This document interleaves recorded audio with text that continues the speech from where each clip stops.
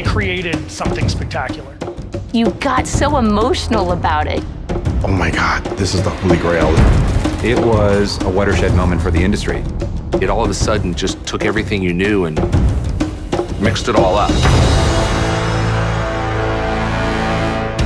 Video gamers across the country are anxiously awaiting the midnight release of a game called Halo 2. 3, 2, 1, November marks the 10-year anniversary of Halo 2. And I am excited to tell you that Halo 2 is getting the full anniversary treatment. The puzzle becomes, how do you honor the material? How do you keep it fresh and interesting for, a new generation? Halo is about this incredibly powerful hero, Master Chief, and his AI sidekick, Cortana, and their journey to save the Earth. We've always been very, very concerned with maintaining that gameplay to just feel authentic. Dun, dun, dun, dun, dun, dun, dun. The moment that kicks in, you're like, yes, let's go.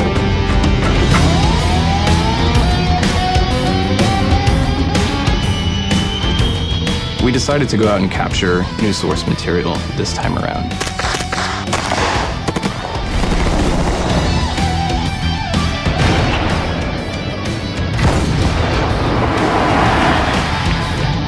My friends, trust is not the issue today, Spartan Locke. It's just absolute home run. It's probably some of the best fun I've ever had in Halo, and that's a pretty major statement. At the end of the day, everybody has one thing in common, and that is a love for what we're doing and a passion to make this the best it can be.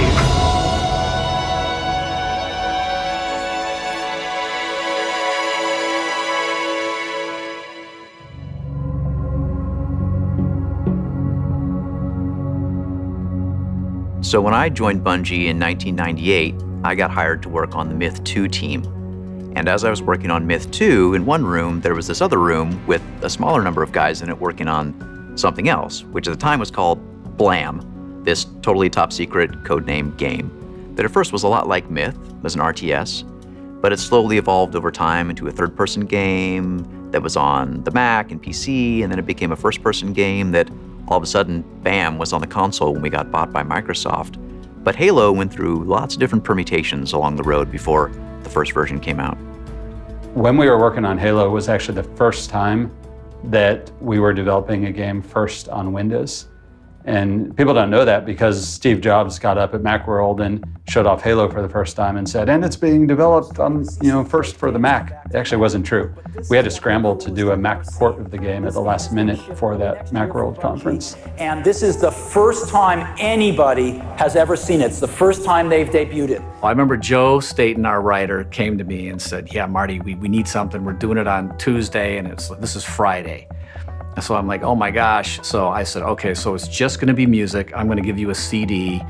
Somebody hits play on the CD. Jason's gonna go up on stage and hit the space bar on the scripted demo. And we're just gonna cross our fingers and hope that all this stuff comes together.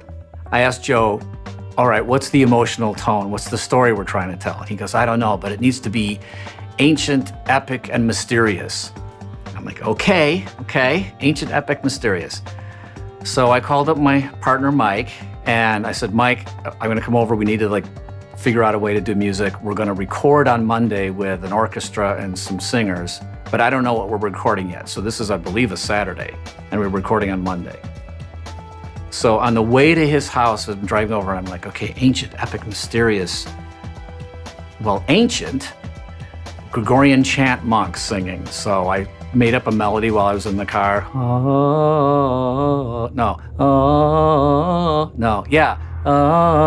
I came up with the whole melody in about the half hour it took me to drive to Mike's house. I walk in, I said, Mike, okay, we're gonna do big epic orchestra, but we're gonna start with monks singing and we're gonna end with monks singing, and that'll give us this nice epic ancient feel. And Mike's like, yeah, cool. He's like, Mike, I got this idea and we got to be done with it by Tuesday. And I was like, it was just another thing. To me, it was just another thing to do. And I'm like, yeah, okay. Yeah, we'll do it. Okay, and what is this thing about monks? Really? Okay, cool. Jason got up and pressed the button to start it. And if you watch the video very closely, you can watch Jason take a massive inhale of breath right before he hits okay, because there was one bug that would have just really been bad if it happened at that moment. So it was a heart-wrenching, exciting time for everybody, but literally that was the first time we'd shown it to anybody. It was on stage, the Javits in New York, in this huge public forum.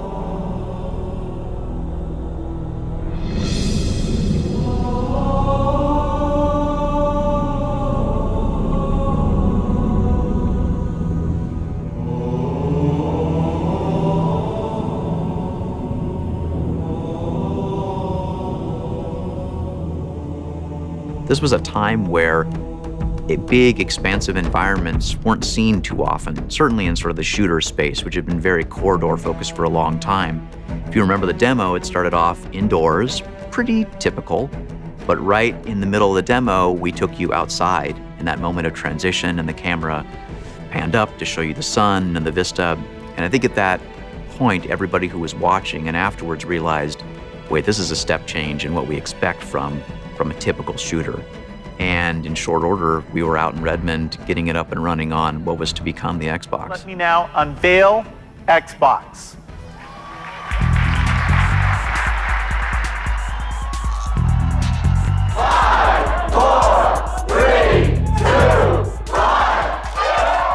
If you thought about gaming on consoles back then, there had been some big hits in the first-person shooter space with things like GoldenEye and Perfect Dark, but there wasn't a long track record of shooters being a healthy genre and a big genre on console. Halo got it right.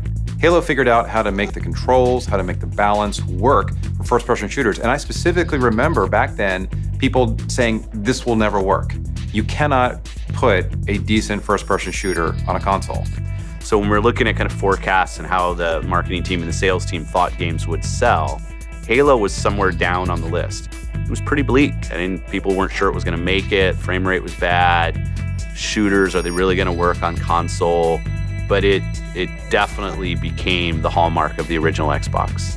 Not only brought the FPS to the console, it brought story in an FPS, which I think is a huge, important part of Halo. The Covenant found something, buried in this ring, something horrible. And Halo is about this incredibly powerful hero, Master Chief, and his AI sidekick, Cortana, and their journey to save the Earth. I mean, that's it. I mean, certainly there's a lot of battles along the way, and there's a lot of drama with the Covenant. But that story takes a twist and turn. But your goal is to save the Earth. Is it true? More or less.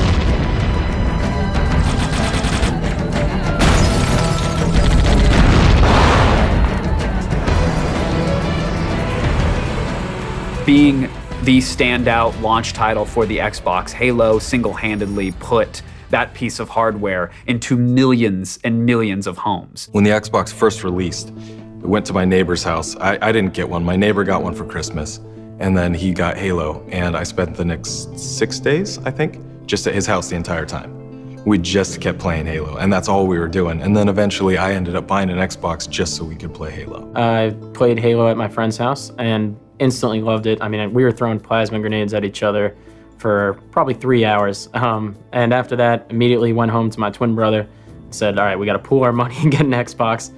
Everybody back then knew what Halo was. And as a result, a lot more people who probably weren't hardcore gamers at the time began to dive in and made the decision to buy an Xbox and discovered even more. When it seems like all is lost, when it feels as if you have no hope. No, I don't think Xbox survives if Halo wasn't there. If you looked at the other launch games that we had, Project Gotham was a nice game. There were a lot of games that proved that we could actually ship games on a gaming console, and Microsoft kind of had no business in doing that. It was our first time trying to do that. But Halo was the thing that I think made people look, and that gave us credibility in creating a console. We didn't sell a lot of the original Xbox, if you go back to the sales figures, but we sold a lot of Halo. When we shipped Halo 1, we had doubt about whether the game was going to be successful, but we also didn't know if the Xbox was going to be successful, frankly. But we really didn't spend too much time thinking about, well, what would we do next? Because the odds were stacked against us. Of course, when it hit and hit big, well, that's when we had to scramble.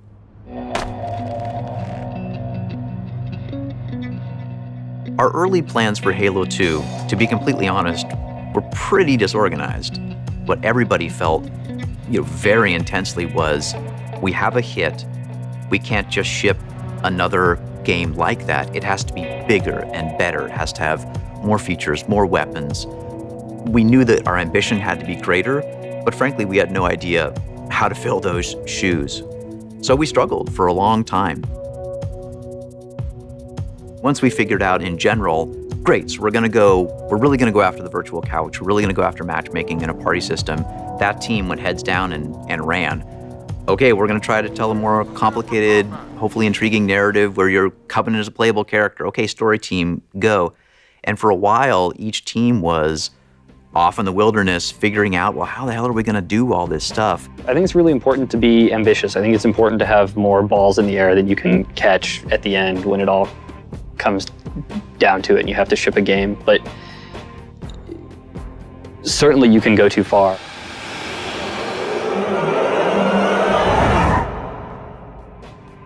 The year is 2552. After a long fight, our colonial defense has failed, and the Covenant have made their way to Earth. Even though I was on the project and sitting in the trenches with the other guys, I kind of had blinders on. What I knew about the campaign was they probably cut, at least a third of the total game, maybe as much as half, I don't honestly know. And that's why Halo 2 ended up with such a jarring ending. This is Spartan 117. Can anyone hear me? Over. Isolate that signal. Master Chief, you mind telling me what you're doing on that ship? Sir, finishing this fight. One of the things I thought about really early on was, imagine that there was a Covenant commander who was in charge of events in the first Halo game. How would he have felt when he fell flat on his face, when he completely failed? What if you were that guy who got your ass handed to you by the Master Chief? What would your bosses think of you? And that's really the genesis of the Arbiter. It was heresy. I had the, either good or bad idea, depending on how you look at it, to suggest, well, what if you actually played as this guy? Wouldn't that be pretty cool if you could put yourself in his horseshoe boots and walk around with his mandible jaws and talk to other Covenant and really get the other side of his story? Undertake as the Arbiter of perils. Suicidal. You will die as each Arbiter. When they switched the story around and you're playing as the Arbiter, you were like, whoa.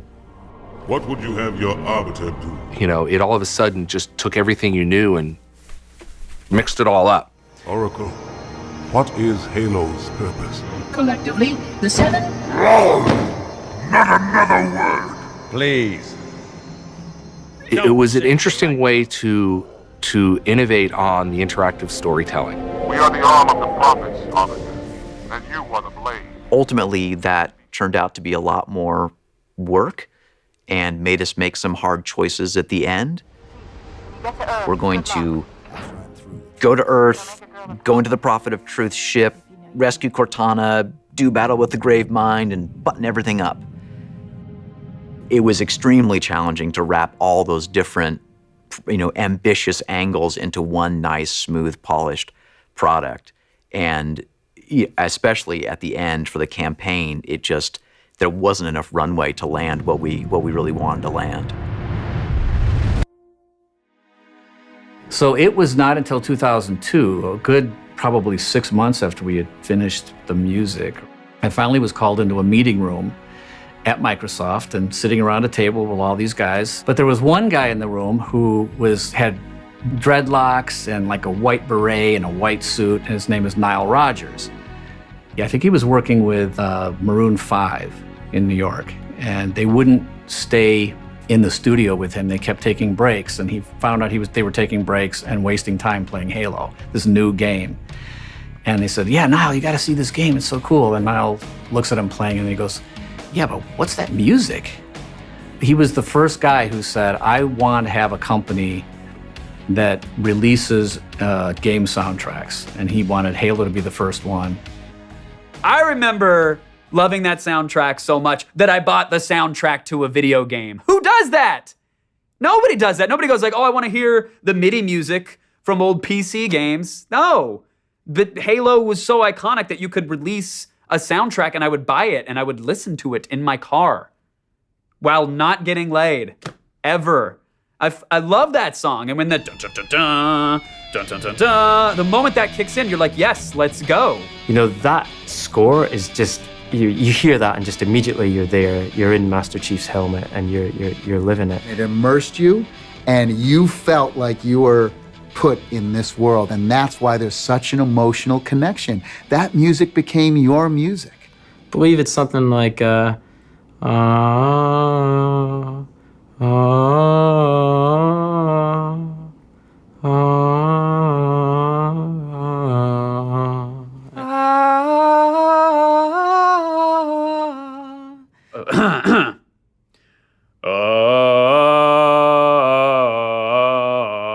No, that's not it.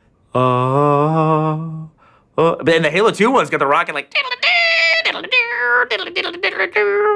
Yeah, that's. I was dating a girl at the time, and whenever she heard the Halo theme, I could hear every door in my house slam because she knew I was going to be playing Halo for 4 hours. As good as I like Halo 1's soundtrack, he came back after the success of Halo 1 and he said, Marty, for Halo 2, you know, I can get you anybody you want. I'll get you Steve Vai, Jeff Beck, I can get you Pink. You know, a Pink? What? Well, I hadn't really thought about guitar per se and yet, but Steve Vai or Jeff Beck, sure. Are you kidding?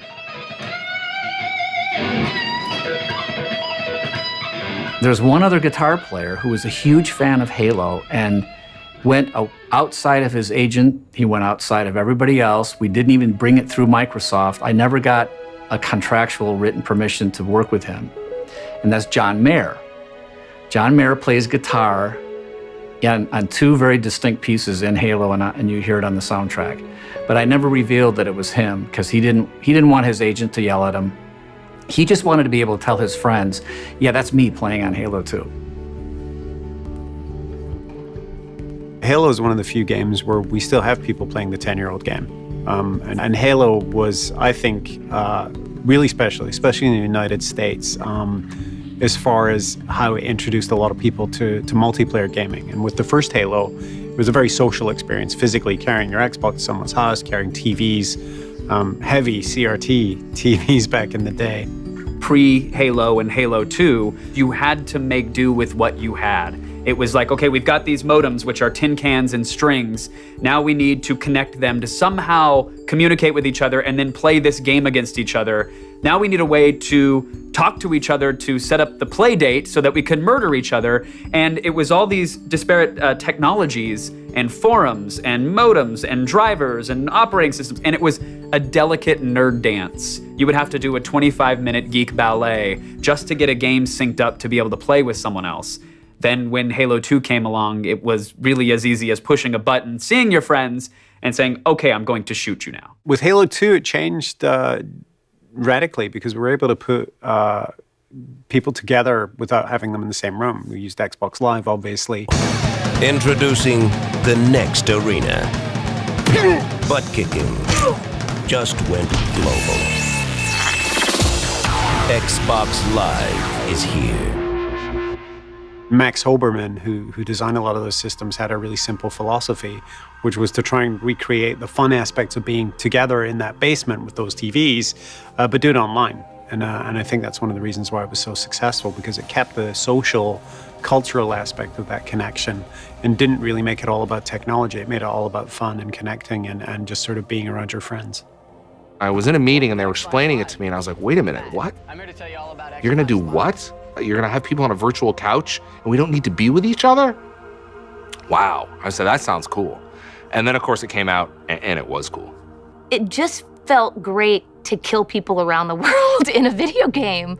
Legitimately. I mean, you were used to doing it on your couch. And I always said when I played games, if I can't kill something, I don't really have a desire to play it. That's just the way, I just love FPSs. It comes down to the last kill and you get this voice like double kill. I mean, it was just like, you know, killing spree. And you were like, you got so emotional about it, you know, and you strove to get those small moments of awesomeness. Not only was it a way to kind of hang out with your friends, whether in person or online, but it was also like a legitimate form of competition, right? If you're in school, it was a question of what level is that guy in Halo 2? You know, how good is he?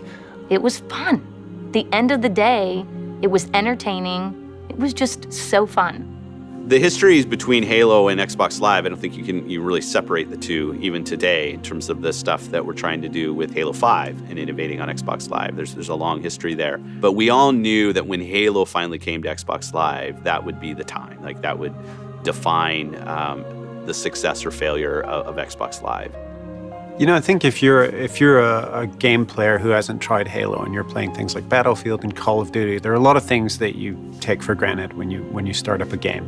You'll go in a matchmaking playlist. You'll be matched with players of the same skill and the same interests. Obviously, they want to play the same game mode as you do.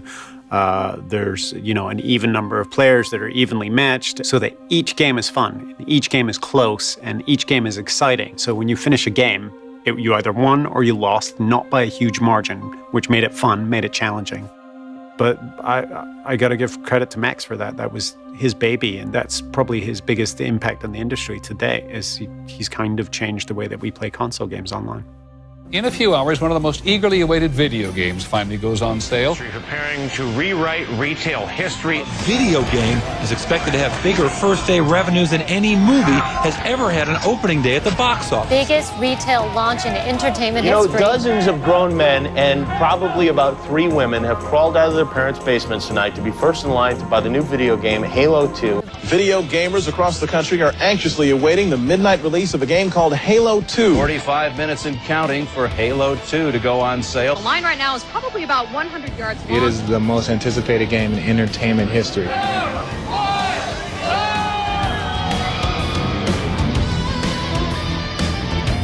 Well, if you're an Xbox gamer, there's a good chance you're pretty tired right now. Halo 2 sold 2.4 million units in 24 hours. Now, I understand there's a few more states to put in the red and blue columns. We're going to go back to the map and Rob Corddry. Rob, looking at the... Rob. Yeah, suck it! Suck it! Where's your alien plasma rifle now, bitch? Rob! Oh! Are you playing Halo? No. The anticipation around that, coming, that Halo 2 was going to land, I think it was just a kind of magical moment. Bungie created something spectacular, right? And I mean, I think that the game Bungie created is why 343 exists today and why many of the fans are here. So what 343 was created to kind of take that universe and carry it forward. There was never any question as to whether we should do a Halo 2 anniversary in terms of, I think we all kind of had that very romantic notion of going back to Halo 2. And Halo 2, for a lot of people, is that sort of perfect snapshot in time, that perfect moment. And so there was always a really sort of rousing demand for it. This is the 10th anniversary, this is the right time to do it. This is about Master Chief's journey, his past and his future. Questioning authority and searching for the truth. The Halo franchise is the reason Xbox is here today. Now, as many of you know, November marks the 10-year anniversary of Halo 2. And I am excited to tell you that Halo 2 is getting the full anniversary treatment. Halo 2's multiplayer was special for a lot of reasons, and Halo 2 Anniversary will contain the original Halo 2 multiplayer exactly as it shipped 10 years ago. When we were thinking about anything for the anniversary, the game has to be exactly the same. It has to, some of the things that people loved about Halo 2 were the glitches, and those were all, in. So for us, it's how do you keep the gameplay the same, but raise the graphical fidelity, and then how do you just have new ways to play the old game. It's the same game, but new ways to play that game. And so I think kind of mixing that new with that old is hopefully something that will be refreshing to new and old fans.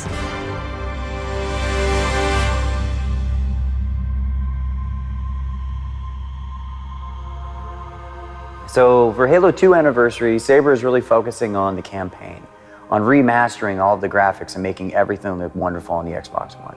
They're also, because they're so tech savvy, really helping to bring up the resolution as high as possible and hit that 60 frames per second mark that we're stretching to hit. Doing an HD remake to those older Halo 1, Halo 2 games makes a lot of sense because those games, they stand the test of time. The storytelling component of those games is great, the gameplay experience is great, so it makes a lot of sense to bring it to the new hardware. People remember Halo 2 as a beautiful looking game, and so our objective really is to let people feel that the game they're playing now is the exact experience that they played 10 years ago. Only when they switch back will they realize the tricks their mind was playing on them because of the lapse of 10 years of time.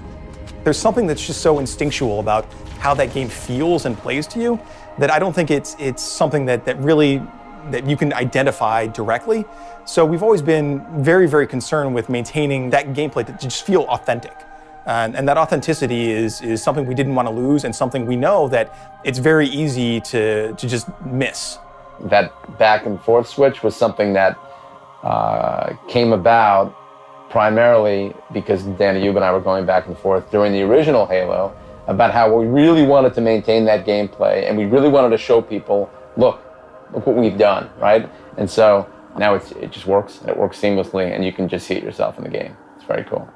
In addition, just like we did with Halo 1 Anniversary, we want to add different elements, different things that the fans can, not only just relive how the game played and sort of keep that same nostalgic experience alive, but we want to add different elements to it so they can change it up too. So skulls is what we do in the Halo franchise, and these are things that are hidden throughout the levels. And once you find the skull, you can turn it on, and once it's turned on, you can change the gameplay. Some of those might mean, if you turn the grunt birthday party skull on, anytime you headshot a grunt, it sounds, the sound of laughter from children and confetti comes out of the grunt. Things like that are added all throughout the game, and Saber is handling all that work. So they've been a huge asset to us, and they're really remastering the game, making it look great.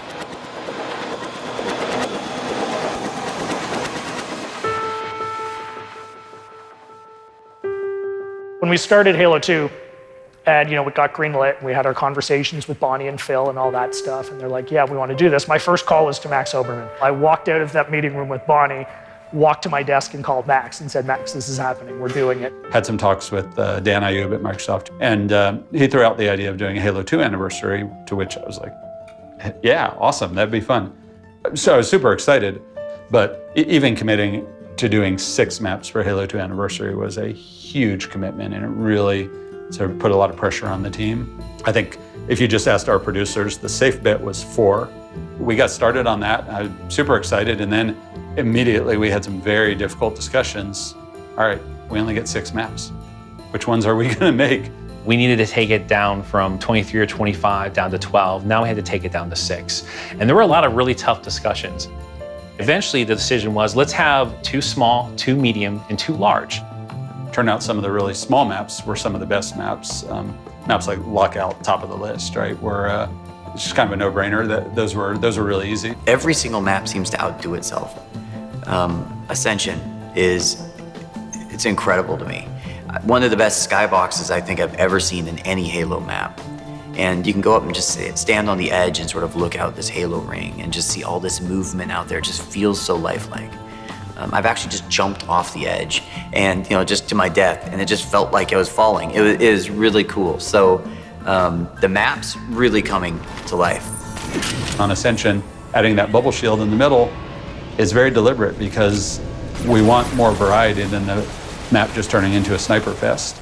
And that shield adds that variety. It gives you moments where close range combat matters and where you have some more cover and some more protection and that sort of thing. But how do you do that in a way that doesn't fundamentally break what works and doesn't make it so it isn't any fun for snipers on the map, for instance? So I think we hit the nail on the head with that one. There's more dynamic elements in the maps. There are more interactive elements. You're able to change the way the flow and the nature of the map works. There's certain things you can shoot, for example, that will close gates or change the path through the level. And those things are going to add a fair amount of variety to the experience. So what you guys are seeing here is a piece of concept from a map we haven't announced yet. Any ideas what map? Yeah, has anyone guessed it yet? What? Come on, this is a dead giveaway, if you know guys. it, come on. I can't hear you. That's right, guys. Coag is back. Right, yeah.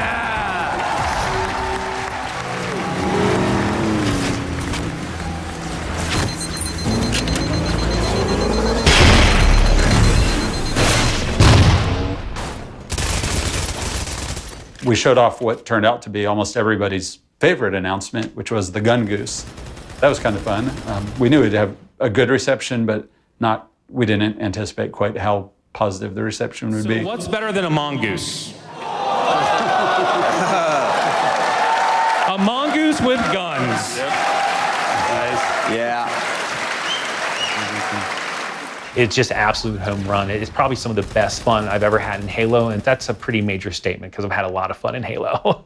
The art treatment and everything that Max and his team at Certain Affinity have been doing has really been true to the original. Just keeping it updated and adding all of this, cool new features and awesome skyboxes. They knew that it was great when it launched 10 years ago. They didn't want to change that.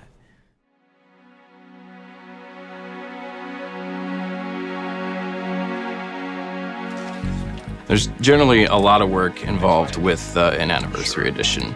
There's a lot of people who are attached to the sound of Halo, myself included. I really like the sounds that they did in the original, but I feel like they can be touched up and modernized and brought into a higher fidelity for the game environment. I think some of the best challenge I have found in this is knowing that the fans are so big on this game and in trying to find new tone and new texture, but still simulate the old feel. I'm going through a bit of a detective process, so I'm listening to the old sounds. We have them broken down as small bits as we can, and then I have to find all the different ingredients that might be in there that I can re-simulate to sound similar, but to be a little brighter, better sound quality. And starting with larger characters, we try to build a base, of course, to get that resonated sound. How do we get the weight? How do we make it sound heavy? We'll play it. It's like, oh, it sounds really big. It's got good energy. Missing the metal. So then we'll find the right metallic tone, and then we'll re-perform it the same way with the new flavor. And we play those two together. It's like, all right, sounding big, sounding metallic. What's missing now? Some body movement. Now we got to find a new texture. Maybe it's leather, maybe it's skin. And then that would be like a third layer, and then continue to play it until we start hearing all of the different layers. And so we could end up with 6 or 8 different sounds for one movement in a character.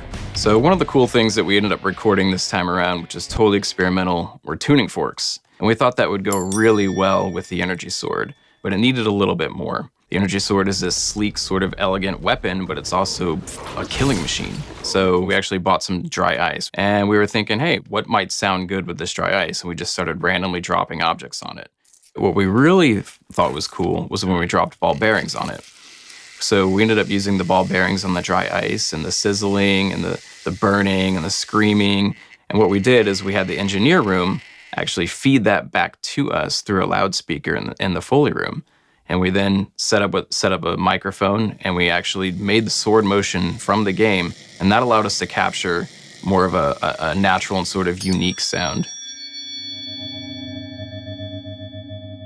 Here is what shipped in the game 10 years ago. We wanted something with a little more body, we wanted something with a little more musicality, and we wanted something with more power. Here's kind of the direction we're going now.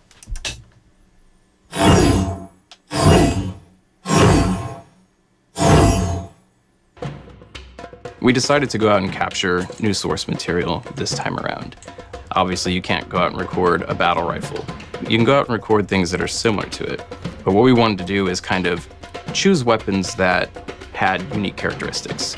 So for example, the Thompson machine gun. It's got a unique clack, clack, clack, clack sort of sound to it. And that's a very unique characteristic that we wanted to kind of carry over into some of the newer weapons.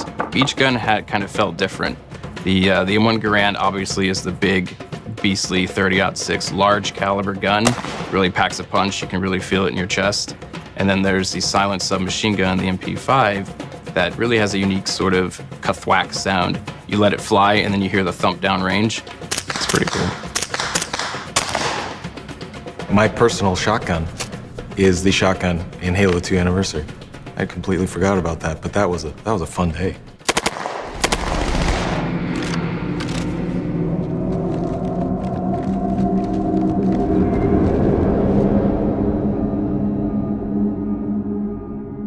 The terminal started in Halo 3. They had little Easter eggs where if you found a little data pad, it would have a text document that you could read to get deeper into the story. And then they expanded that with Halo 3 ODST, but Halo 1 Anniversary was when we really stepped it up, hired the sequence group to come in, do all the painterly style terminals. So that was a new addition for Halo 1 Anniversary, and then we decided to do it again in Halo 2. Reclaimer.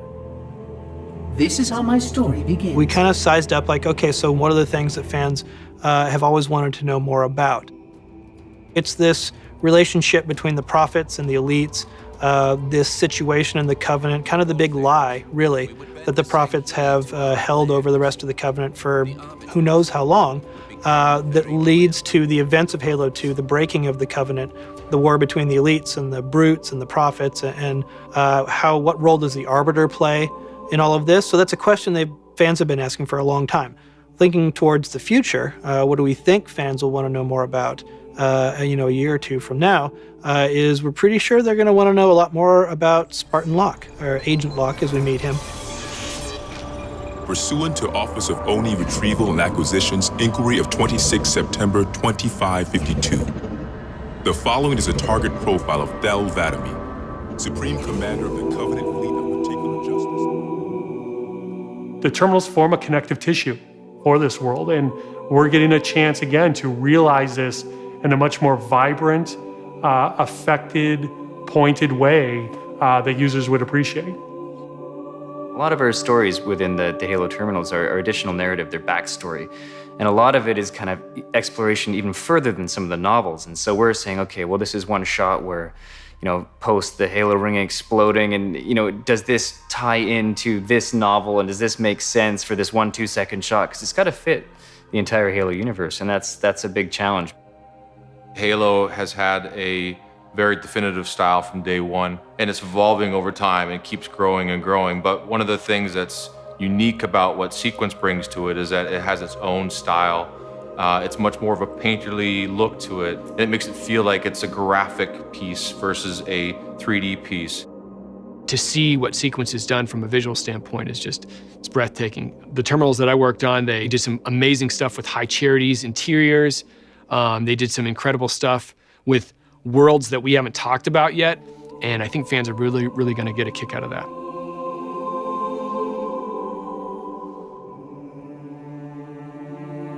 When we were doing the voice acting for all the terminals, we had people in Redmond on Skype listening into the session in LA with the guys from Vancouver. All these pieces have to come together. It's amazing to get to see the voice talent, because obviously they're such an integral part to what we do with the terminals. To be able to go to the studio and actually see them perform is amazing, because we're able to sort of show them the rough drawings and the animatics, and they're able to sort of feed off our work as well. So to be able to go down and see what they do and really appreciate and also contribute, it's great to be able to be involved in that.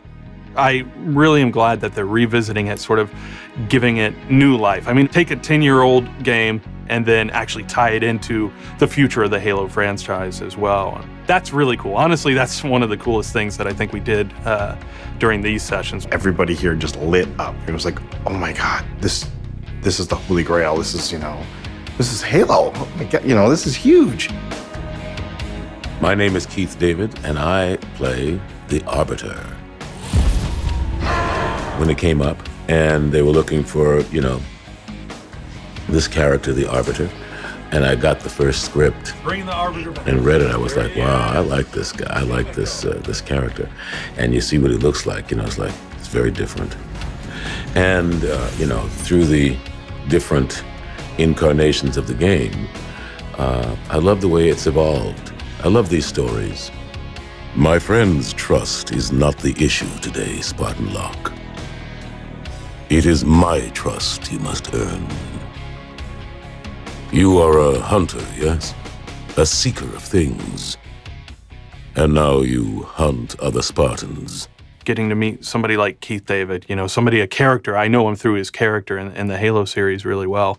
It is a really cool thing to see that in real life, Oh, this time I'm going to have an Earl Grey. Everything he says is epic. I get to be on the other side of the glass and take this, be the first ears that hear these performances, you know, and get giddy and excited about it, knowing where it's going to go and knowing what millions of people are going to get to enjoy. It's a huge deal bringing back Keith David and having the Arbiter, and then adding this new character of Spartan Locke and have this story be more complete and more connected in the fiction. That's an amazing start to a journey that I think Halo fans are going to be thrilled with. A lot of the narrative work we do is best done with an actual VO narrative storytelling. I mean, if people watch something without any audio, you realize that it's 50% of what you're doing. I mean, it sets the feeling, the tone before anything else can. It's extremely powerful, so it's a big part of our work. The following is a target profile of Thel Vadami, Supreme Commander of the Covenant Fleet of Particular Justice and compiled by Lieutenant Commander Locke. I like to think of him as a career soldier in a sense that he has a lot of tools, he has a lot of pedigree, and he's been in the forces for a long time. He's not really old, but when you start very young, you have a lot to learn. So I look at him as a career soldier in a sense that he came out, he was a cut above the rest. He was really good from the start. He's a leader and he's learning on the job. But he has the tools and the know-how and the temperament to get it done. Bringing back Tim Dodabo, who's the voice of Guilty Spark, I mean, it's just an evergreen character and an evergreen sound. It's so incredible to kind of hear him come back and just instantly be Guilty Spark. Greetings, I am 343 Guilty Spark. I learned a small amount about your Covenant before that reclaimer blew up my installation. Quite unacceptable. And we're rolling when you're ready. But Oracle, I do not understand. We were told the rings are salvation, a gateway to paradise. That's smoother. Communications. Shut down all lines to the fleet. He's got that presence. He's been there, he's done that. He's not of the earth, though. So there's something otherworldly about him. So when he approaches something, it's from a very different viewpoint than mine. So it's, you know, he's just got that texture comes from knowing and from a lifetime of experience and of what he's been through. The elites are blind, Arbiter, but I will make them see.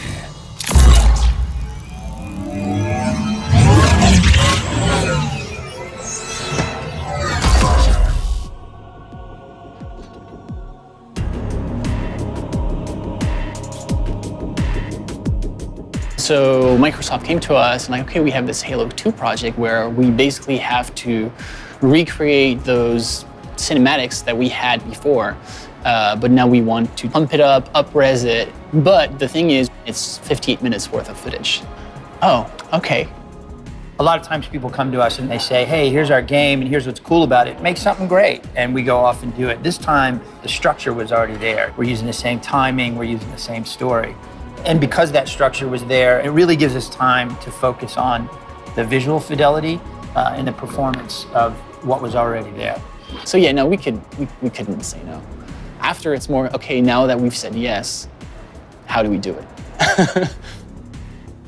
So for the choice of actors, we actually found the perfect like mix of people that could do mocap, that had the facial features that we wanted, and that were also great lip syncers, so that they could perform their facial and also be very technical to hit all this facial expression at the right amount, at the right moment. You know, your father never asked me for help either. The actors look like their digital counterparts in the film, and we're really capturing their performances and keeping all the nuances that it's really hard to animate. Gotcha. You know, your father never asked me for help either. The index is secure. You know, there's a large chunk of the human brain whose sole purpose is to decode the content of the human face. Oddly enough, women do it twice as fast as men. But that piece of your brain is there to look at faces and understand what's going on. And a lot of people, even if you're not artists, will be able to look at CG-generated face and say, there's something wrong with that. I don't understand, but it's off-putting. They may not be able to tell you what's wrong, but they know it's wrong, and it makes them feel uncomfortable. I think there's some deep primal monkey brain sort of thing going on there. But this process kind of circumvents that. All those little subtle nuances that are really hard to put in there by hand, if you're an animator, kind of come for free because we're capturing everything. All those little things are there. The computer doesn't miss it, even if we did. Playing Cortana was really unique because there's, you know, in this particular version that we're doing and using the MOVA, you're in such a small space to work with, and as an actor it was really fun and challenging, you know, creating this new character but having to match a voice that's already there and making sure that I gave the performance that you want that matched not only the mocap but then going back in and matching it with your actual movement on your face, and you can move this much. And then there's the action sequence, which was nuts because it was literally Frank being like, you jump, you run, run, run, run, run, run, run, run. You fall, land, look up, oh no! See the, go, go, go, go, go, get it. Buzzers, buzzers, buzzers, look around. Like, it was that kind of thing. And you're doing it all just with this kind of movement with your head because you can't do any more than that. We got to those really funny moments where the comments would be like, could you run more but not move? It was really funny. Yeah, one of the great things about games is, you know, you can play multiple roles in the same production. So, you know, being the Arbiter and being Johnson, there are actually scenes where I'm fighting myself. So that's actually very cool, and it was a lot of fun to, you know, figure out how to portray that and watch how they figured out what we were going to do to make that work. How you doing? The big focus of this has been like working onto the facial performance of the actors and trying to really translate what they've done into the CG world. The first time that we saw a picture of Johnson, we thought it was a real dude. We were like, okay, so who's this guy and why are we seeing a picture of him?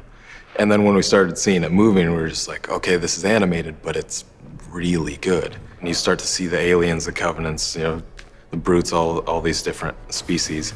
It's phenomenal, the work that they're doing. And to have, I think it's 56 minutes, more or less an hour of content. As a Halo fan, that gets my blood going.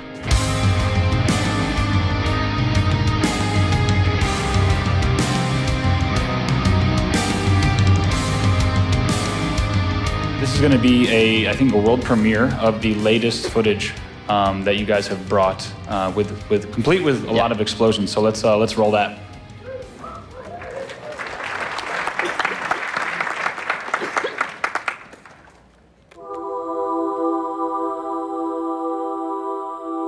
In the event of unexpected shutdown, the entire system will move to standby status. All remaining platforms are now ready for remote activation. Remote activation? From here? I must get inside. Then mount up, Orbit. Your pal, where's he going? To finish what we started. And this time, none of you will be left behind.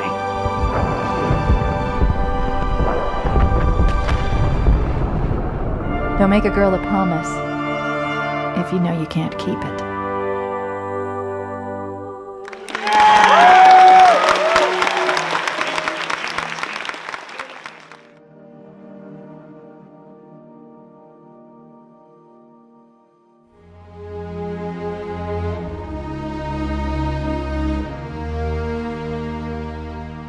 We're at Skywalker Sound, and we just concluded a long week of recording for Halo 2 Anniversary. Halo was the reason that I was inspired to get into the video game business. Before that, I was making records for 15 years. And 2001, when Halo came out, just changed my whole world. That's when I finally saw the world of video games, which is my other love from when I was a kid. We're talking pre-Atari 2600 days. I'm aging myself. Halo just opened up my eyes to a whole new possibility of this is what I need to be doing. Being a composer, I have my own sensibilities as far as how I would approach any given project, but since this is a project where the music's already composed, and what we're really doing is revisiting the material, the puzzle becomes, how do you honor the material? How do you keep it fresh and interesting for a new generation. It's a cool process to record and produce large-scale orchestral music. I mean, let's just take the orchestra for a second. I mean, you've got 85 very highly trained musicians, and you've got Wataru, who's the conductor, who the amount of trust we have in him to emotionally convey and coax out of the players the performance we want is incredibly high. Millions of people love this game, and they really, they are so heavily attached to the game and the music. And for me to be able to be a part of it as a conductor, to throw in my interpretation and to get the orchestra together and work with this team, as one of the team members, to create this gigantic soundtrack is just so rewarding. He will take our direction, and Wataru just has a way of expressing that back to the orchestra in a language that they just completely understand. I mean, on the first anniversary, he said something that all of us in the booth still remember. Act as if you are tucking the baby into bed. And suddenly the orchestra was like, oh, and then they would just go to play, and the notes would just float up and through the roof and out into the universe. This music is not only in the classical style, but it also has the elements of rock.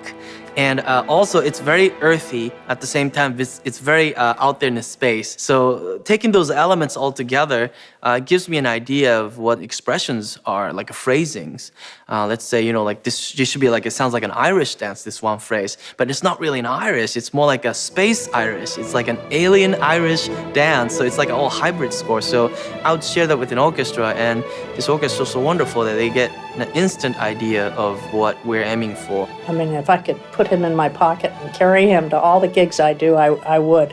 He's so expressive, and he really gets the best out of the orchestra, and he understands the essence of what he's supposed to do and finds the best way to bring out what, some have characterized as perfection on demand. The music from Halo 2 is really attractive from a choral conducting standpoint and a choral singer standpoint, because so much of it is vocally based. And one of my favorite styles is Gregorian chant, and you hear that influence throughout the score.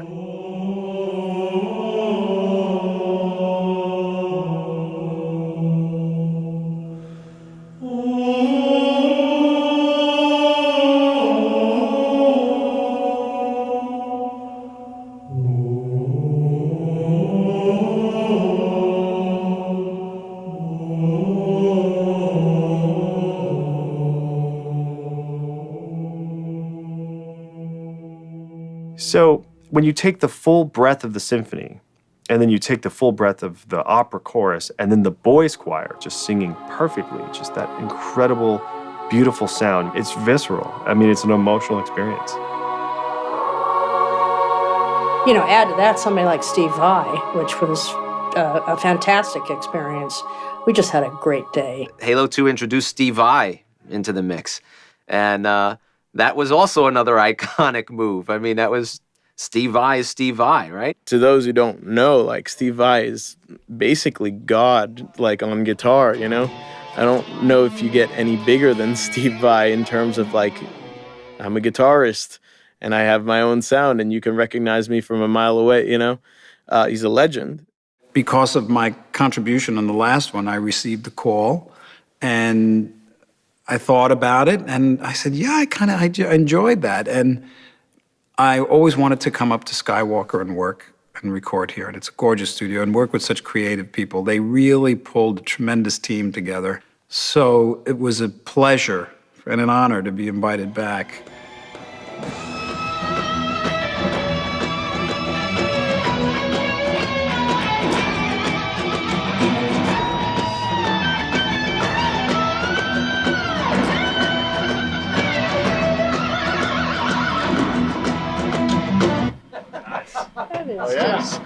That is stupid. That dude can just go. I'm more like a composer. I take my time. He's just I've got a guitar. Okay, awesomeness is about to happen. Now let's pick which version of awesomeness we're gonna go with.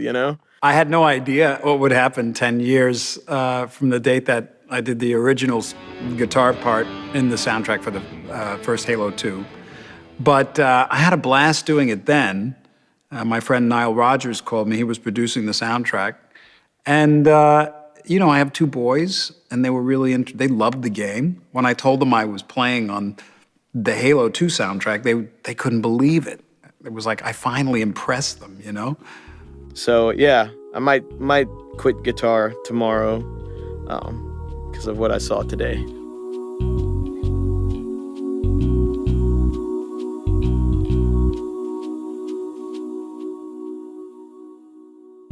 There was a lot of energy and momentum around doing a Halo 2 anniversary. I think that with a new platform coming out, we kind of went back and forth on really what was the right thing to land on the platform for the first time as Halo.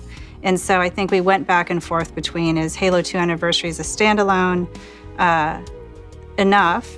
But Dan, who runs the publishing org and is a notorious sandbagger, came back with well, we can do Halo 2 Anniversary, but we might also be able to do 1, 3, and 4. And so that obviously became a pretty amazing prospect. It really was just a question of whether we could pull it off. It's a challenging process. I mean, a few things work in our favor. These are partners that we've worked with before.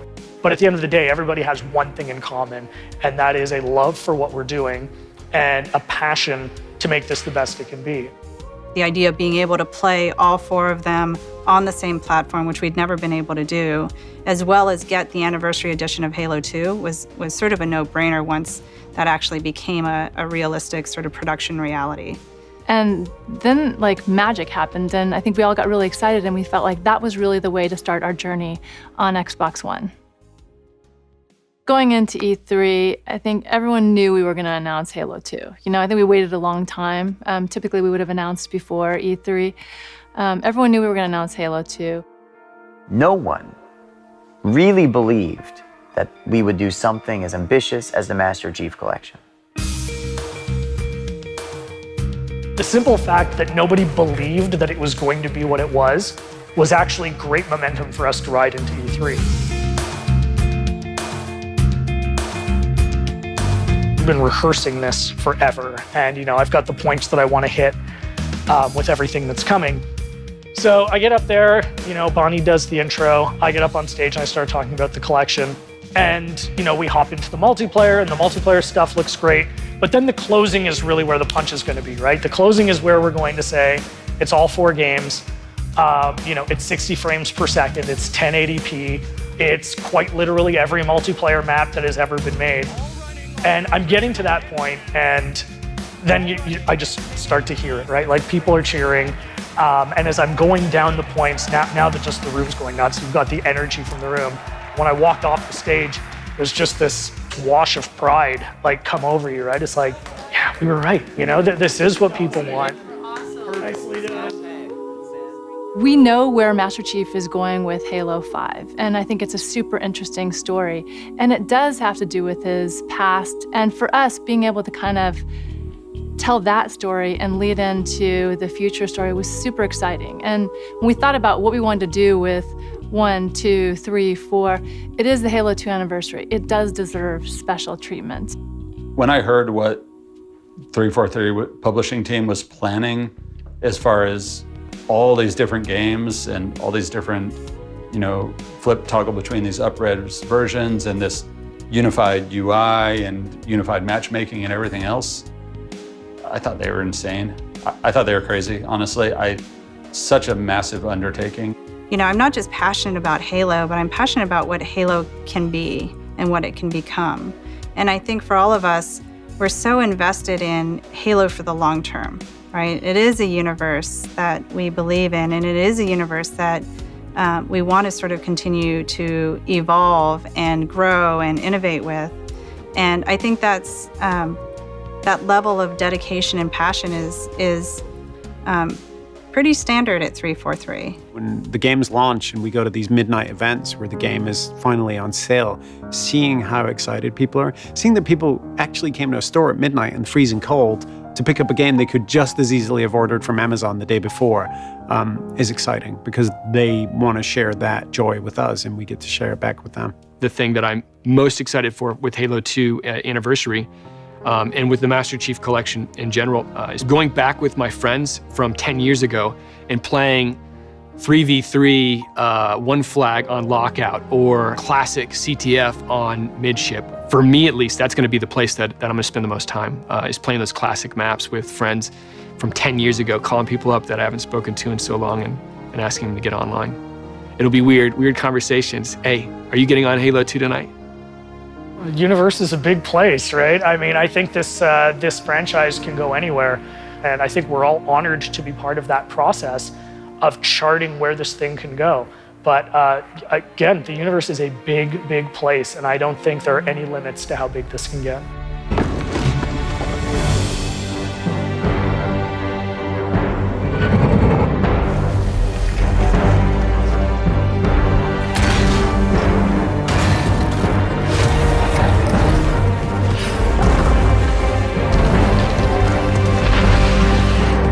This is Spartan 117. Anyone hear me?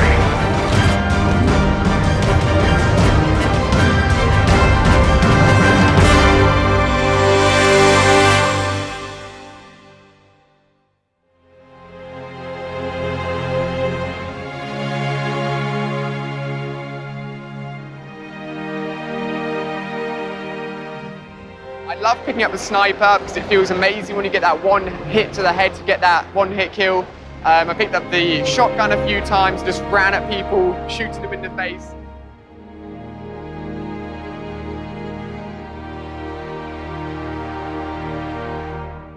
To see it kind of remade with better graphics, you know, have a real incentive to go back and play the old games, feel the nostalgia. It was great. It was a lot of fun.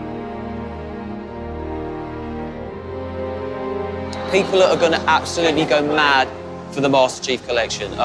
It's like a love letter to Halo. You know, you've got the Halo 1 through to...